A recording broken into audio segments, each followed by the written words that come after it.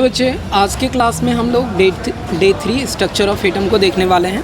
इसमें क्या क्या क्वेश्चन है आप लोगों को। फर्स्ट क्वेश्चन है हम लोगों को है, फर्स्ट क्वेश्चन क्या कह रहा है कि what is the number of photon of light with the wavelength of 4000 picometre. 4000 picometre इसमें वैल्यू दी हुई है। That provide 1 joule of energy.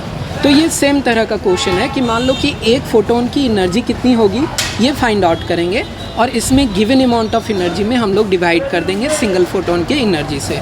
तो यही हम लोगों को कर रहे हैं। देखिए आप लोगों को जो ये वेवलेंथ दिया हुआ है, ये आपको जो वेवलेंथ दिया हुआ है, इसके क्रॉसपॉन्डिंग हम लोग क्या किए, एनर्जी फाइंड आउट कर लिए। एनर्जी फाइंड आउट करने के बाद इसकी वैल्यू कितनी हो रही है, 4.9695 इंटू 10⁻17 जूल हो रहा है। अब अगर इसी जूल के एक फोटोन की एनर्जी से टोटल गिवन एनर्जी में डिवाइड करेंगे तो हमें क्या मिलेगा, नंबर ऑफ़ फोटोन मिलेगा। तो सेम ये फार्मूला आप याद रख सकते हो। तो 1 जूल में डिवाइड किए एनर्जी ऑफ सिंगल फोटोन से, तो जो वैल्यू हुआ इसको हम लोग जब सॉल्व कर रहे हैं तो नंबर ऑफ़ फोटोन की वैल्यू कितनी हो रही है, इसकी नंबर ऑफ़ फोटोन की वैल्यू हो रही है आप लोगों को इसमें अगर आप देखोगे तो ये हो रहा है 2.012 इंटू 10⁻16 फोटोन। ये हम लोगों को इतने फोटोन रिलीज़ होंगे, प्रेजेंट होंगे 1 जूल ऑफ एनर्जी में। अगर इसकी फ्रीक्वेंसी कितनी है, 4000 नैनोमीटर है तो। ठीक है बच्चे, नेक्स्ट क्वेश्चन है आप लोगों को। नेक्स्ट क्वेश्चन 2.9 क्या कहता है कि ये फोटोन ऑफ वेवलेंथ, फिर से इसमें वेवलेंथ दिया हुआ है 4 into 10⁻7 metre strike on the metal surface. The work function of metal being 2.13 electron volt, ये आपको दिया हुआ है। तो हम लोगों को ये क्वेश्चन बनेगा कैसे, ये photo electric effect of light से बनेगा। आपको पता होना चाहिए कि इंसिडेंट रेडिएशन क्या करता है आपको, इंसिडेंट रेडिएशन आपको वर्क फंक्शन को मिनिमाइज मतलब कि वर्क फंक्शन में यूज़ हो जाता है एनर्जी उसकी, और जो एनर्जी बचा हुआ रहता है, रेस्ट एनर्जी बचा हुआ रहता है, उसको वो काइनेटिक एनर्जी के रूप में यूज़ करता है। तो इसी चीज़ को हम लोग देखेंगे। इसके लिए इक्वेशन होगा, सबसे पहले तो energy of photon find out करते हैं हम लोग। एनर्जी ऑफ फोटोन के लिए बच्चे इसमें एनर्जी ऑफ इंसिडेंट रे की एनर्जी कितनी है, EI। अगर हम लोग इसको निकालते हैं तो इसके लिए हम लोगों को इक्वेशन क्या है, h न्यू के बराबर। इंसिडेंट एनर्जी किसके बराबर होगी, प्लैंक, इसमें Planck constant into speed of light divided by wavelength. तो उसी को जब हम लोग सॉल्व करते हैं तो इसकी एनर्जी कितनी होती है, 4.9695 इंटू 10⁻19 जूल। फिर इसके बाद हम लोग काइनेटिक एनर्जी के लिए बात करें तो ये जो जूल में एनर्जी आ गया आपको, इस जूल में एनर्जी को हम लोग यूज़ कर सकते हैं किस चीज़ के लिए, इलेक्ट्रॉन वोल्ट में भी यूज़ कर सकते हैं। तो हम लोग उसमें इलेक्ट्रॉन वोल्ट में भी कन्वर्ट कर पाएंगे। तो सबसे पहले तो हम लोगों को जूल में एनर्जी है, जूल में एनर्जी को यूज़ कर लिए हम लोग। फिर इसमें सब्सट्रैक्ट क्या करेंगे, जो हमारी गिवन वर्क फंक्शन थी इलेक्ट्रॉन वोल्ट में दी हुई थी, इलेक्ट्रॉन वोल्ट को हम लोग कन्वर्ट किए जूल में। दोनों यूनिट आपको जूल में है तो हम लोगों को वैल्यू फाइंड आउट हो जाएगा। तो जब इसको फाइंड आउट कर रहे हैं तो काइनेटिक एनर्जी की वैल्यू कितनी हो रही है, 1.5572 इंटू 10⁻19 जूल हो रहा है। फिर इसमें काइनेटिक एनर्जी ऑफ फोटोन अगर इलेक्ट्रॉन वोल्ट में चाहिए तो इसको आप फिर से क्या करोगे, 1.6020 इंटू 10⁻19 से डिवाइड करेंगे। तो जो वैल्यू क्या आ रहा है, ये वैल्यू आ रहा है आपको 0.9720 इलेक्ट्रॉन वोल्ट। फिर उसके बाद है काइनेटिक एनर्जी। काइनेटिक एनर्जी के लिए अगर आप चेक करें तो काइनेटिक एनर्जी क्या होता है, काइनेटिक एनर्जी होता है आप लोगों को 12 mv²। तो इसमें वेलोसिटी पूछ रहा था, तो वेलोसिटी हम लोग कैसे फाइंड आउट कर सकते हैं, 2 into kinetic energy divided by mass को अगर अंडर रूट कर दें तो ये क्या होगा, हमें वेलोसिटी दे देगा। तो सारे कैलकुलेशन हम लोग रख रहे हैं। 2 की वैल्यू तो 2 है ही, काइनेटिक एनर्जी जो भी आया हम लोग जूल में जो वैल्यू आ रहा है उसी को यूज़ कर रहे हैं, क्योंकि हमें मीटर पर सेकेंड और केजी का यूज़ करना है। तो ये वैल्यू हम लोगों को यूज़ कर लिए। फिर उसके बाद डिवाइड किए किस में, इसके मास ऑफ इलेक्ट्रॉन से डिवाइड कर दिए। तो जब हम लोगों को इसको सॉल्व करते हैं तो इसकी वैल्यू कितनी होती है, 0. अंडर रूट के अंदर आता है 0.3422 इंटू 10⁻12 मीटर स्क्वायर पर सेकेंड स्क्वायर। अब इसमें जब डिवाइड करेंगे, इसको स्क्वायर रूट करेंगे तो इसकी वैल्यू कितनी हो रही है, इसकी वेलोसिटी की वैल्यू हो रही है 5.849 इंटू 10⁵ मीटर पर सेकेंड। तो इस तरह से हम लोगों को इसकी वेलोसिटी मिल गई। इसका काइनेटिक एनर्जी मिल गया और इसके एक इलेक्ट्रॉन की एनर्जी मिल गई, मतलब कि एक फोटोन की एनर्जी मिल गई। तो इस तरह से हम लोग सारे वैल्यू को फाइंड आउट कर लिए। नेक्स्ट है क्वेश्चन नंबर 2.10। इसमें क्या कह रहा है? इसमें कह रहा है कि आप लोगों को electromagnetic radiation of wavelength 242 nanometre. इसमें नैनोमीटर में आप लोगों को वेवलेंथ दिया हुआ है। It just sufficient to ionise the sodium atom. Calculate the ionisation energy of sodium in kilo joule per mole. देखिए, सबसे पहले तो आप लोगों को ये जो एक फ्रीक्वेंसी वेवलेंथ दिया हुआ है, इससे सिंगल फोटोन की एनर्जी निकलेगी और हम लोगों को एनर्जी चाहिए किसमें? पर मोल के लिए चाहिए। Ionisation of 1 mole of atom जब करेंगे, 1 mole of electron find out करेंगे, बाहर निकालेंगे, तब जितनी एनर्जी रिक्वायर्ड होगी वो पूछ रहा है, और वो भी किस यूनिट में? किलो और किलो जूल में पूछ रहा है। तो इसके लिए हम लोगों को सबसे पहले तो एक फोटोन का, सिंगल फोटोन का एनर्जी निकाल लिए। सिंगल फोटोन की एनर्जी के लिए आपको फार्मूला पता है, hc/λ0। सारे वैल्यू, h की वैल्यू आपको पता है कि ये आपको क्या है? ये आपके हेनरी कांस्टेंट की वैल्यू है। इसमें स्पीड ऑफ लाइट से मल्टीप्लाई करेंगे और डिवाइड करेंगे किससे? वेवलेंथ से डिवाइड करेंगे।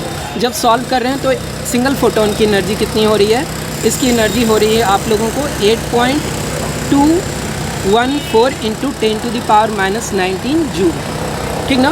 तो इस एनर्जी को हम लोगों को क्या करना है? इस एनर्जी को हम लोगों को 1 मोल से मल्टीप्लाई करना है। तो ये 1 मोल से मल्टीप्लाई किए, और चूँकि इसको किलो जूल में कन्वर्ट करना था तो हम लोग क्या किए? 10⁻³ से डिवाइड भी किए। जब इसको सॉल्व करते हैं, एनर्जी की वैल्यू पुट करके, सिंगल फोटोन की एनर्जी की वैल्यू को पुट करके, तो हमारा फाइनल आंसर किस में आएगा? किलो जूल पर मोल में आएगा। तो इसकी वैल्यू को अगर हम लोग देखें तो ये वैल्यू क्या हो रहा है? ये वैल्यू आयनाइजेशन पोटेंशियल की वैल्यू, सोडियम के आयनाइजेशन पोटेंशियल की वैल्यू हो रही है आपको 494.64 किलो जूल पर मोल। नेक्स्ट है क्वेश्चन आप लोगों को 2.11। इसमें आपको क्या कह रहा है? इसमें कह रहा है आप लोगों को 825 वाट बल्ब इमिट ए मोनोक्रोमेटिक येलो लाइट। मोनोक्रोमेटिक कहने का मतलब है कि इसकी एक ही फ्रीक्वेंसी या वेवलेंथ रहेगा, बहुत सारे फ्रीक्वेंसी या बहुत सारे वेवलेंथ नहीं है। तो इसकी वेवलेंथ ये हो गया। फिर उसके बाद वाट क्या होता है? वाट होता है पावर, मतलब कि जूल पर सेकेंड का यूनिट। तो जब हम लोग इस वैल्यू को पुट करते हैं तो हम लोग देखते हैं कि इसके हम लोगों को ये जो 25 वाट है, ये क्या है? 25 जूल पर सेकेंड, मतलब कि 1 सेकेंड में इससे कितनी एनर्जी रिलीज़ हो रही है? 25 जूल एनर्जी रिलीज़ हो रही है।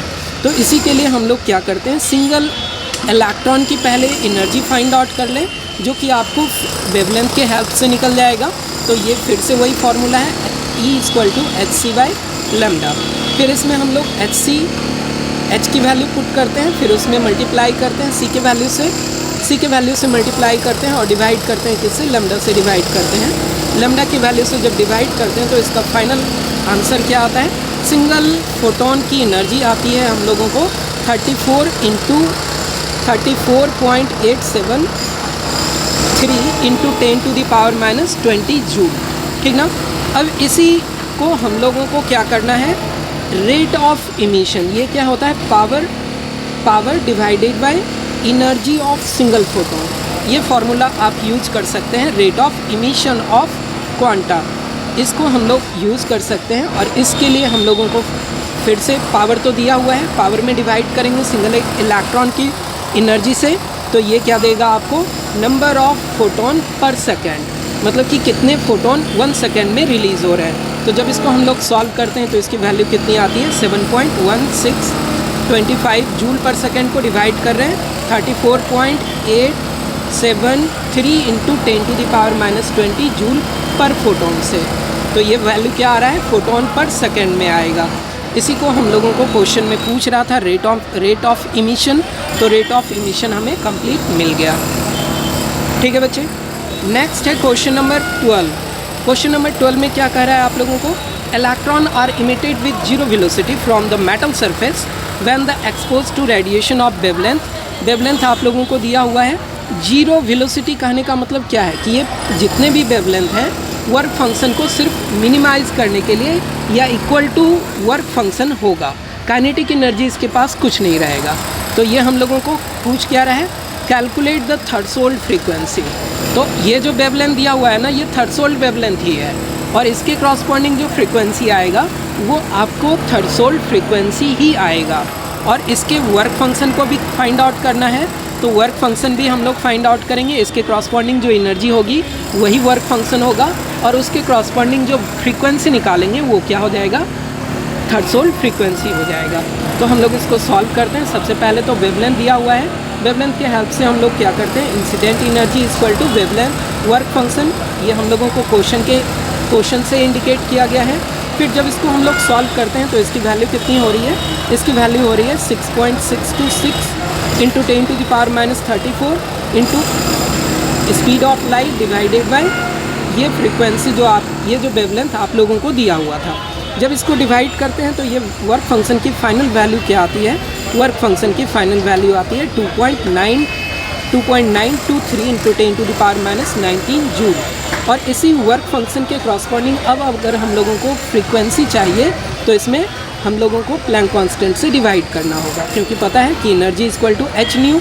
तो एनर्जी में अगर हम लोग प्लैंक कांस्टेंट की वैल्यू से डिवाइड करते हैं तो फ्रीक्वेंसी मिल जाएगा। तो इसको जब हम लोग सॉल्व करते हैं तो वैल्यू क्या हो रहा है, 4.41 इंटू 10⁻14 हर्ट्ज़ हो रहा है, जो कि पर सेकंड में भी हो सकता है। तो ये हम लोगों को थ्रेशोल्ड फ्रीक्वेंसी की वैल्यू है। क्लियर है बच्चे सभी को। नेक्स्ट है क्वेश्चन नंबर 2.13। ये क्या कह रहा है आप लोगों को, ये कह रहा है कि what is the wavelength of light emitted when the electron in the hydrogen atom undergoes transition from n energy level n equal to 4 to energy level n equal to 2। इसमें आप देखिए कि ये एनर्जी से रिलेटेड क्वेश्चन है। आपको पता है कि एनर्जी ऑफ एटम क्या होता है, ये आपको 2.18 इंटू 10⁻18 और ये z² divided by n²। z² क्या है, एटॉमिक नंबर का स्क्वायर, और n² क्या है आपको, ये है ऑर्बिटल के वैल्यू, ऑर्बिटल किस ऑर्बिटल में इलेक्ट्रॉन प्रेजेंट है। तो उसी को जब हम लोग पुट करते हैं n इक्वल टू 4 के लिए एनर्जी निकालते हैं, फिर n इक्वल टू 2 के लिए अलग से भी निकाल सकते हैं, और दोनों को जब सब्सट्रैक्ट करेंगे तो फाइनल एनर्जी डिफरेंस आ जाएगा। या दोनों को हम लोग एक साथ ही सॉल्व कर सकते हैं, जिसमें कॉमन टर्म ये बाहर आ गया, hc/λ में हम लोगों को E, ये वैल्यू हम लोगों को बाहर आ रहा है, क्या हो रहा है, ये वैल्यू हो रहा है हम लोगों को 2.18 इंटू 10⁻18। और जब इसको हम लोग n² फाइनल माइनस इनिशियल को जब सॉल्व करते हैं तो इसमें जो वैल्यू आ रही है ये एनर्जी के लिए लैम्डा के क्रॉसपॉन्डिंग आएगा। और इसको जब हम लोग सॉल्व करते हैं, फाइनल यही इक्वेशन को सॉल्व करते हैं, तो इसमें हम लोगों को वेवलेंथ फाइंड आउट होता है, ठीक ना। तो वेवलेंथ की इसकी वैल्यू कितनी है, वेवलेंथ की इसकी वैल्यू आ रही है आप लोगों को 486 इंटू 10⁻⁹ मीटर आ रहा है, ठीक है। नेक्स्ट बच्चे आप लोगों को क्वेश्चन 2.14, इसमें क्या कह रहा है, इसमें कह रहा है आप लोगों को how much energy is required. इसमें क्या कह रहा है, how much energy is required to ionise hydrogen atom if electron occupy n equal to 4 orbital. Compare your answer with the ionisation enthalpy of hydrogen atom, energy required to remove electron from n equal to first orbital. देखिए इसमें क्या हो रहा है, इसमें आप लोगों को दो जगह एनर्जी फाइंड आउट करना है, n equal to 5th orbit के लिए और n equal to 1st orbit के लिए। तो इसमें अगर हम लोग चेक करें, आपको पता होना चाहिए कि जितनी एनर्जी होती है ना इलेक्ट्रॉन के पास एटम में, उतनी एनर्जी अगर आप बाहर से सप्लाई करोगे तो इलेक्ट्रॉन उसका क्या होगा, एटम से बाहर निकल जाएगा। तो उसी चीज़ को अगर हम लोग चेक करें कि जब हमारा 5th ऑर्बिट में इलेक्ट्रॉन था तो हाइड्रोजन के लिए कितनी एनर्जी की ज़रूरत होगी, और इसी n इक्वल टू 1, इसमें जब ये n इक्वल टू 1 होगा तब कितनी एनर्जी रिक्वायर्ड होगी। तो देखते हैं, इसको हम लोग सॉल्व करते हैं। We know energy of electron in nth orbit of hydrogen, ये किसके थ्रू दिया जाता है, ये दिया जाता है आप लोगों को 2.18 इंटू 10⁻⁸ z²/n²। z² फिर से एटॉमिक नंबर ही है और आपको n² क्या है, ऑर्बिटल का नंबर है। क्लियर है बच्चे।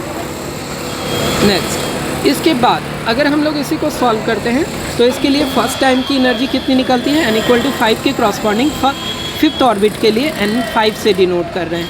इसको जब हम लोग सॉल्व करते हैं तो एनर्जी की वैल्यू क्या होती है, 8.72 इंटू 10⁻⁻20 जूल आता है, जो कि आपको इसके सारे वैल्यू को पुट करने के बाद आ रहा है। 2.18 में डिवाइड करेंगे किससे, 25 से, तो ये वैल्यू क्या होगा, 0.0872 इंटू 10⁻18 जूल आ रहा है।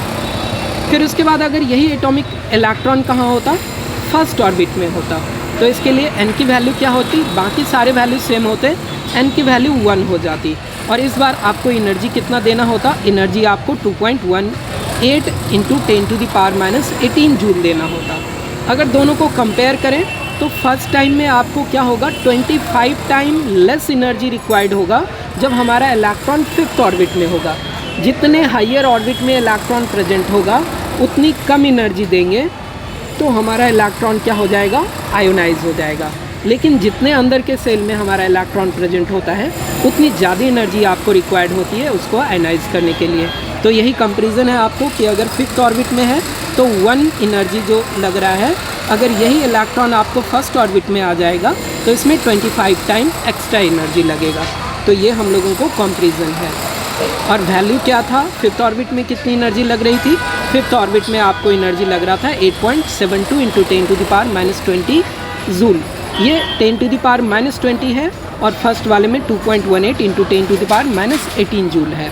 तो इस तरह से इसका आंसर हम लोगों को मिलता है। नेक्स्ट क्वेश्चन नंबर 15, इसमें हम लोग देखते हैं ये क्या कह रहा है। ये कह रहा है आप लोगों को what is the maximum number of emission line when the emission line the excited electron of hydrogen in n equal to 6 drop to ground state। ground state कहने का मतलब हाइड्रोजन की ग्राउंड स्टेट क्या होगी, 1s1 होगी, मतलब first orbit में आने के लिए। इसका एक डायरेक्ट फार्मूला है n2-n1 इंटू n2-n1 प्लस 1। जब इसको हम लोग n2 क्या हो गया, हाइयर सेल हो गया आपको, n1 क्या हो गया, लोअर सेल हो गया।